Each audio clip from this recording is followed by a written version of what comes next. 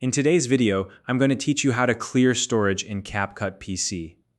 If you've been using CapCut for a while, you might have noticed that the app can start to slow down or take up more space on your computer. This is because of temporary files like previews and intermediary data that build up over time. Clearing the cache is a quick and easy way to free up storage and keep the app running smoothly. So let's dive in, and I'll walk you through the process step by step. If you're new to CapCut, it's a powerful video editing tool that's great for creating professional quality content. If you don't already have an account, you can use the link in the description to get started. First, open CapCut on your computer. Once the application window is up, look for the menu icon at the top corner of the screen. Now, depending on the version of CapCut you're using, the menu icon might appear as three horizontal lines, often called the hamburger menu, or it could show as your profile picture.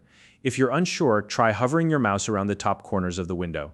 In many cases, the correct icon will display a label or a drop-down menu when you click or hover over it. Once you've located the menu icon, click on it to open the drop-down menu. From here, select the option labeled Settings. This will take you to the Settings window, which is where we'll make the necessary adjustments. Inside the Settings menu, look for a tab labeled either Project or Performance. Now, the exact wording of this tab can vary slightly depending on the version of CapCut you're using, but it should contain options related to managing your projects and the overall performance of the app. Once you've found this tab, click to open it. Now, let's move into the Cache section. Within this tab, you'll find a section dedicated to the cache. The cache is essentially where CapCut stores temporary files that the app uses while you're working on your projects. These files can take up a surprising amount of disk space over time, so clearing them regularly is a good habit to maintain. Take a moment to review the cache size displayed on the dashboard. This number represents how much space is currently being used by those temporary files. When you're ready to clear the cache, look for the button labeled Clear Cache. Alternatively, in some versions of CapCut, you might see a trash bin icon next to the cache size instead. Either option will perform the same action. Click on it to start the process.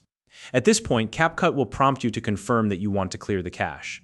This confirmation step is there to make sure you don't accidentally delete any files you need. Go ahead and confirm your choice. After that, CapCut will begin clearing the cache. This process usually takes just a few seconds, but it might take a little longer if you've been working on a lot of projects recently. Once the process is complete, you're all set. Now, close CapCut completely, then reopen the app to refresh it.